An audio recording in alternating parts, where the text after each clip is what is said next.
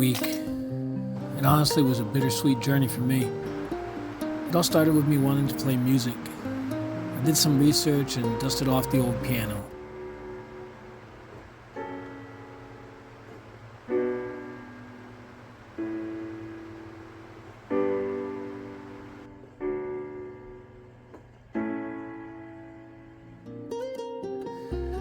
First thing I thought of playing was Can't Help Falling in Love by Elvis Presley.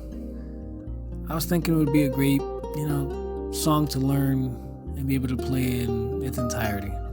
Big words. Well, as fate would have it, as they say, I got a text from a very good friend of mine saying that he wanted to start getting into music seriously. In my head, I'm like, this is great.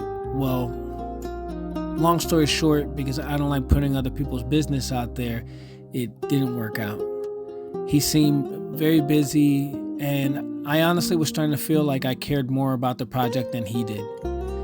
The truth of it, though, is that he's grown and I'm grown, and we both have a lot of responsibilities.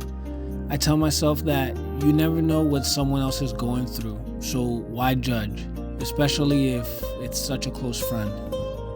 I'm a big proponent that not only should you respect others, you should also respect yourself. I waited to hear from him on the day we made plans. I had told him to let me know if plans changed because I needed to make plans that day as well if anything happened, or something like that. And though we spoke briefly on the day, the time came and went and nothing happened. And so with much love and respect for my old friend, I'll just continue on my own path. I hold no ill will though. Truth be told, he's always going to be a part of my childhood. I'm not even ashamed to admit that because of him, I had a blast growing up in our little neighborhood. I had plans of rocking out with him on stage one last time. But moving on is not out of anger. It's just respect for what me and my old friend had. A great friendship, full of great memories, and I don't want to sour it because of adulthood.